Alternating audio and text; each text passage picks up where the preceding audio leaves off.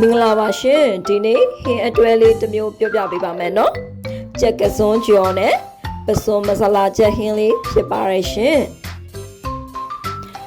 လုံလေးလေးကြည့်လိုက်ကြရအောင်နော်အရင်ဆုံးကြက်ကစွန်းကြော်ပါမယ်နော်ဒေဝရဲကိုစီထည့်ပါစီပူလာပြီဆိုလို့ရှိရင်ကြက်သွန်ဖြူထောင်းထားတာဒါမှမဟုတ်နှုတ်ဆင်ထားတာကိုထည့်ပြီးတော့စီတက်ပေးပါရှင်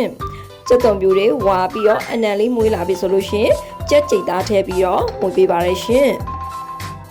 ကလုံးတမအောင်မပေးပါနော်တမသွားပြီဆိုလို့ရှိရင်အရသာနေနဲ့ QC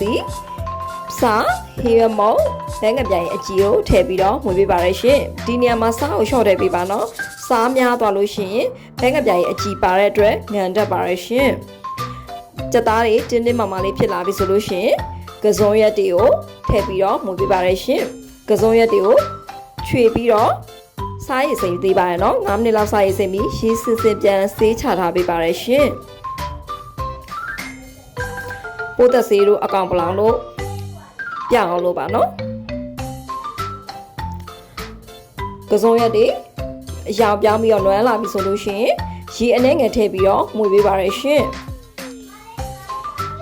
ရေခမ်းပြီဆိုရင်အပေါ့ငယ်မြည်ပြီးတော့အိုးချလို့ရပါပြီနော်အရန်စားလို့ကောင်းတဲ့ကြက်ကစုံကြော်လေးပါရှင်နောက်တစ်မျိုးအရသာနေပါမယ်နော်ပစုံနနွေးမုံစားဟီရမုံမဆလာနဲ့တခါတည်းသမအောင်နေပေးပါရရှင်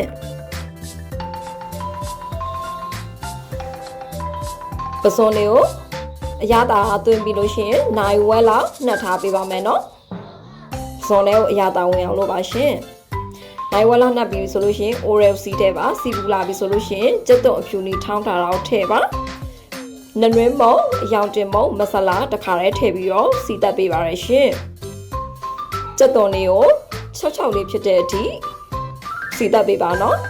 အဲ့ဒါမှပို့ပြီးတော့စားလို့ကောင်းပါရရှင်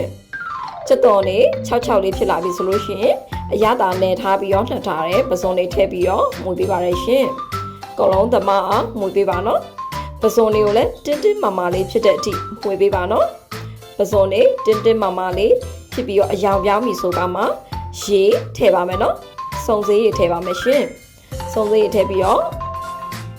အရသာထည့်ပါမယ်နော်ရသာအနေနဲ့ကတော့စားအနေငယ်ဟီရမုံအနေငယ်ထည့်ပြီးတော့မှုပေးပါရရှင်ရေခမ်းပြီဆိုလို့ရှင်